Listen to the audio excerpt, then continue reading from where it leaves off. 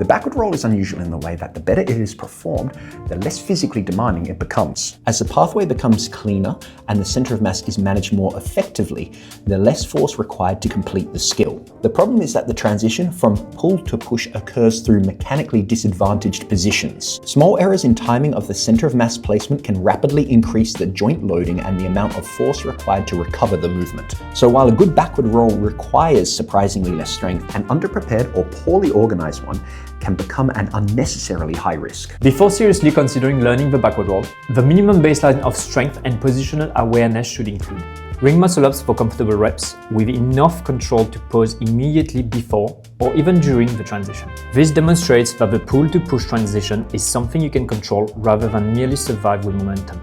Forward rolls for easy, repeatable reps without dropping through the transition or needing to insert an additional muscle-up to re-enter the next roll. The movement should remain continuous rather than repeatedly recovering lost height.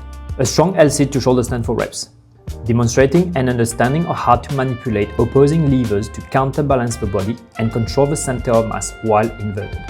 The prerequisite isn't simply having enough strength to complete these movements. It's having enough strength in reserve that you can choose where and how that strength is applied. That distinction becomes especially important when learning a skill, where small positional errors can quickly become large mechanical problems. The band isn't only there to reduce the load of the movement, it also provides a tangible spatial reference throughout the roll, giving you feedback on where the body is relative to the rings, and importantly, where the pull needs to be converted into the push. Fasten the band through the ring and begin with more tension rather than less, reducing the consequences of falling into mechanically disadvantaged position while the pattern is still unfamiliar. Loop the band over the side of the ring and grip firmly over the top. Do not anchor it to the top of the strap. Once attached there, the band no longer provides a relevant reference point for the pathway of the body.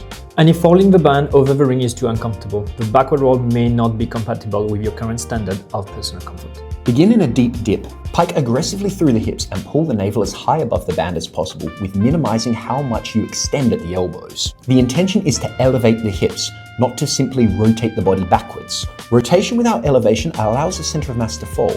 Elevation creates the mechanical advantage required for the transition that follows. Once the hips pass the line of the straps, the pull needs to begin converting into the push. Start opening the body line while minimizing changes in the elbow angle. Maintain a continuous downward pressure through the rings and use the length of the legs as a counterbalance, allowing their descent to help bring the shoulders upwards into the support position.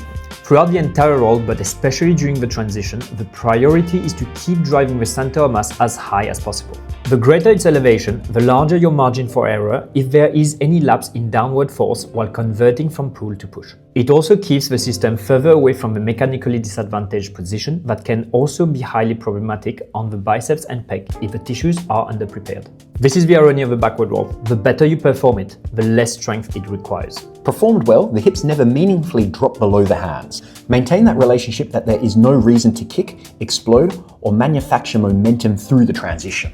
The roll becomes a controlled redistribution of force from push to push while preserving the height of the center of mass. The straight body press eccentric conditions the final portion of the backward roll, where the pull has been converted into a push and the body must open without allowing the center of mass to drop.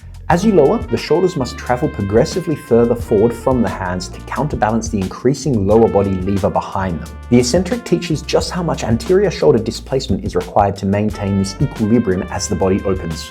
Although mechanically this is now a pushing phase, there remains a substantial demand on the biceps to control the elbow angle. The transition is therefore less a discrete switch from pulling to pushing and more an overlap of force contributions, with the chest and shoulders progressively assuming a greater role as the body approaches the support. The eccentric also teaches an important intention that carries directly into the roll. Don't simply resist falling through the position. Even while lowering, maintain the intention of slightly elevating the center of mass. This creates the same active pressure required in the backward roll, where losing height through this position dramatically increases the mechanical cost of finishing the movement. So rather than simply being a bent down strength exercise, the straight body press eccentric teaches the geometry of the final transition. Shoulders forward to counterbalance the legs, continuous pressure through the rings, and enough active control to prevent the center of mass collapsing as the body opens. The slow forward roll can be thought of as an eccentric counterpart of the backward roll. It exposes us to many of the same positions and relationships around the rings, but with the advantage of gravity working in our favor.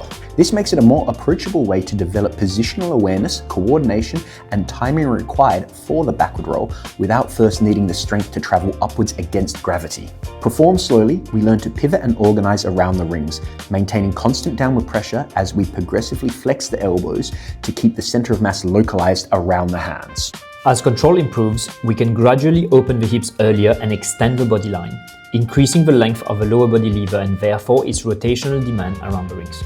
As that lever lengthens, the shoulders must travel progressively further forward of the hands to provide the opposing moment required to maintain counterbalance, progressively changing the mechanics of the roll. Learning to coordinate this anterior displacement of the shoulders with the opening of the hips develops an understanding of how the changing lever length must continuously reorganize around the rings. Eventually, this can progress towards maintaining a straight body line the whole way through the forward roll, if the capacity is there, although this is not a prerequisite. The goal is ultimately to use gravity to learn and explore the pathway we will eventually need to reverse during the backward roll. Common mistake 1. Opening the elbow angle. Opening the elbow angle too much too early makes it significantly harder to generate the relative height required to safely convert the pull into the push.